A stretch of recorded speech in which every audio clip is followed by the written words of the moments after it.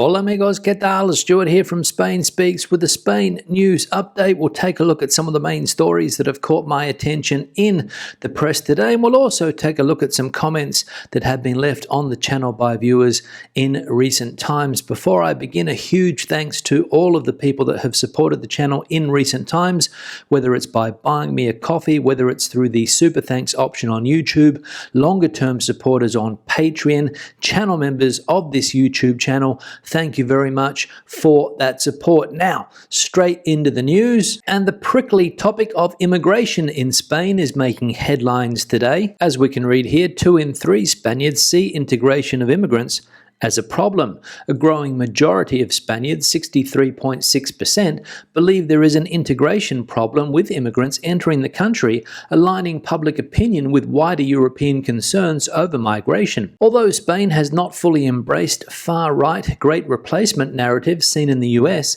skepticism around immigration is on the rise, with many seeing it as more of a challenge than an opportunity.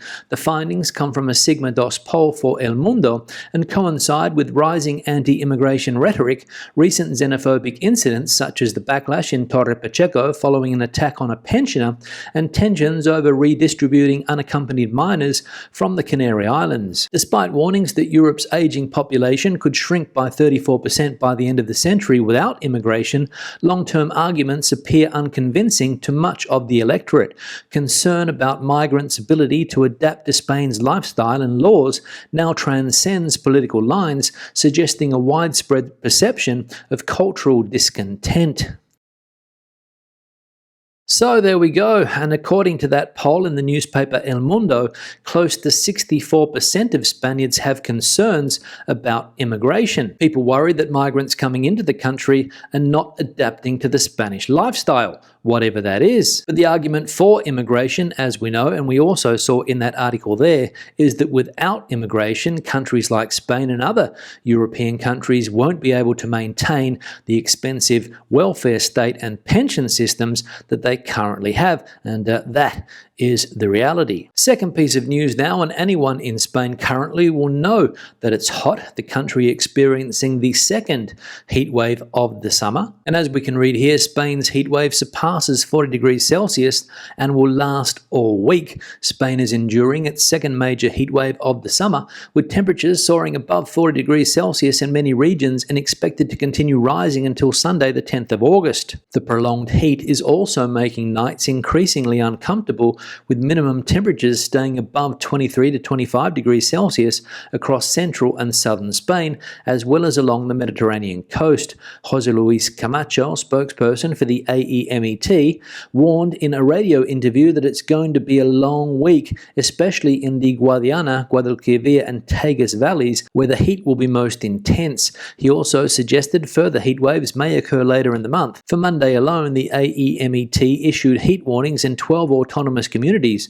Orange alerts, high risk, were declared in Andalusia, Castilla-La Mancha, Extremadura and Galicia, while yellow alerts, moderate risk, were activated in regions including Madrid, Catalonia, Castilla-Leon, the Basque Country and Aragon. So many parts of Spain, as we saw there, sweltering at the moment with those very, very high temperatures, and the second heat wave of the year is in full swing, and it's going to be around until next Sunday. So if you are in Spain currently on holiday, take care, stay out of the sun, and try to keep cool if that's possible. The third and final piece of news now, and the reality for many that live in the coastal resorts here in Spain that virtually become ghost towns when the summer season finishes. As we can read here, ghost towns on the Spanish coast. Many homes sit empty outside summer. Many Spanish coastal towns are experiencing a ghost town phenomenon where the majority of homes remain unoccupied for most of the year. In Torrevieja, Alicante, there are more homes than year-round residents,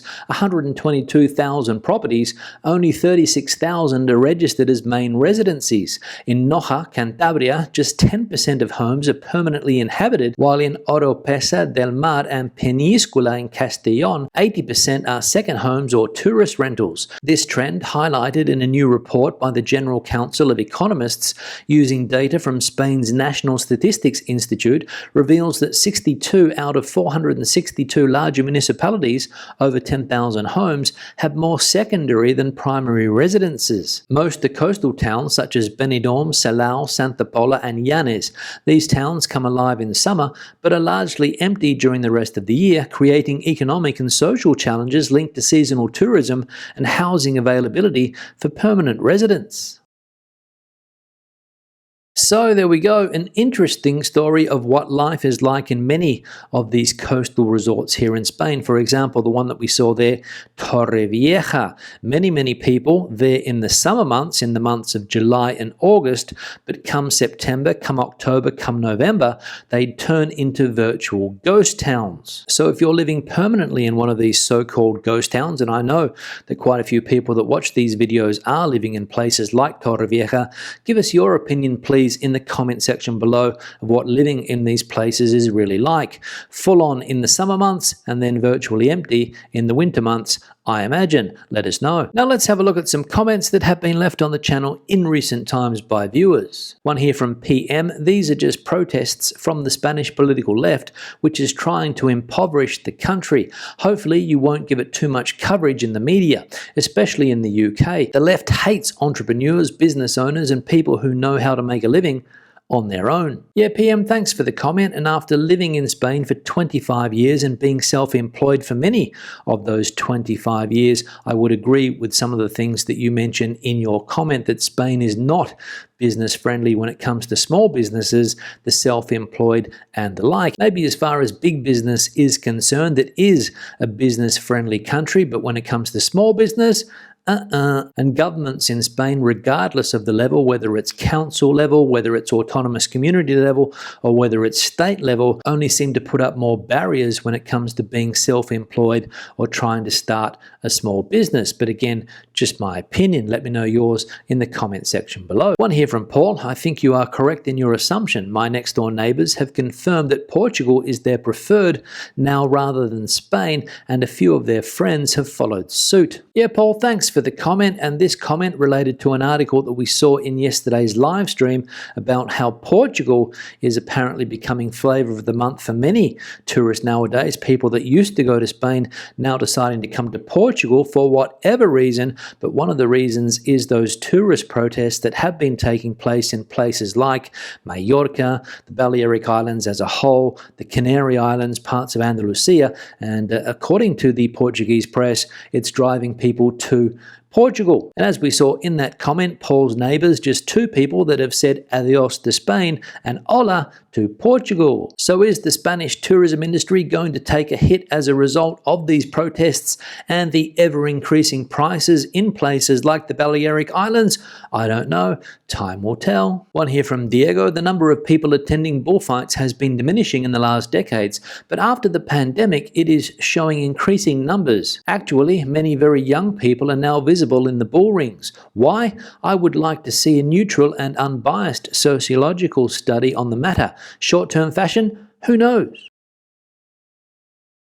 Yeah, Diego, thanks for the comment and the never-ending debate. Is bullfighting in Spain losing popularity, or is it gaining popularity, especially among the younger generations? I've got no idea, but I think Diego is right, and especially given some of the images that we see during the bullfighting festivals in cities like Madrid, a lot of the crowd is quite young. In Spain, they have a name for this type of young person. They're called Cayetanos, and basically they all dress the same, they all look the same, they have the same haircuts, and they follow the same trends. So as Diego says, is it a short-term fashion? Again, who knows? One here from OGB. One thing I don't get is why these tourists want to spend way too much for a pint or wait hours to get into a beach and have Starbucks and ramen restaurants overtaking authentic restaurants and cafes across Europe. Putting the housing crisis to one side, the travel experience itself is much worse and far less authentic than 5 or 10 years ago. Yeah, OGB, thanks for the comment, and I would agree with you that the travel experience that you get when you come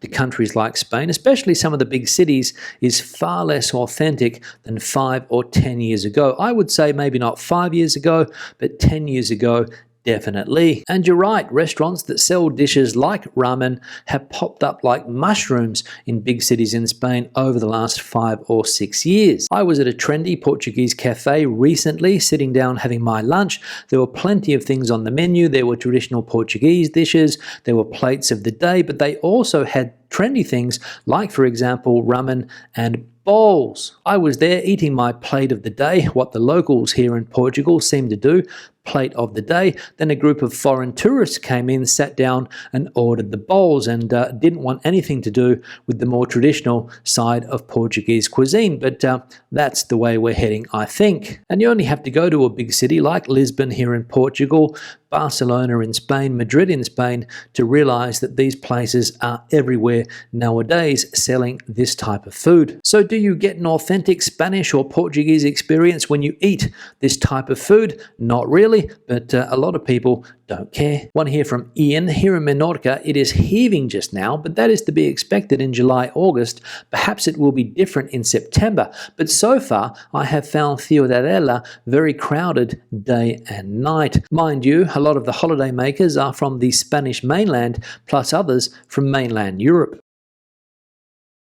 Yeah, Ian, thanks for the comment, and maybe we can put this debate to bed. The Balearic Islands, as you said, they are heaving at the moment, and the resorts are not empty like some people would like us to believe, especially the British press. So thanks for your on-the-ground input from the island of Menorca. It's appreciated. And the final comment here from Tom, high temperatures, question mark, isn't that called summer? Yeah, Tom, thanks for the comment, and obviously you are not a believer like many people that watch this channel that summers are not getting hotter. It's just the norm. People like Tom don't believe the news telling us that it is getting hotter, that temperatures are more extreme. So what I'm going to do, Tom, is go to AI and see if I can find the answer. Here we go, asking the question, is it getting hotter in Spain? And the AI overview, as we can see here, is yes, it's getting hotter in Spain. Extreme heat and heat waves are becoming more frequent and intense due to climate change, according to multiple sources. This is particularly evident in the early onset of heat waves and the increasing number of days with record-breaking temperatures. Heat waves are occurring earlier in the year and becoming more intense. For example, in June 2025, Spain experienced its hottest June on record, with temperatures exceeding 46 degrees Celsius in some areas. Let's have a look at the impact on society. The increased heat is not only impacting daily life, but also causing concerns about public health, water resources, and the potential for more wildfires. And several sources report that Spain has experienced heat waves starting earlier than usual, catching people by surprise. But for Tom, it's just summer, business as usual. Let's move on. On that note, I'm going to wrap the video up. Questions and comments, please leave them in the section below. If you have anything to add to the conversation today on any of the topics we have spoken about, please, the comment section is the place for you. Give the video a thumbs up if you liked it, thumbs down if you didn't. Don't forget to subscribe to the channel and turn on notifications so that you never miss a video when I publish it. Until the next one, hasta luego, bye-bye.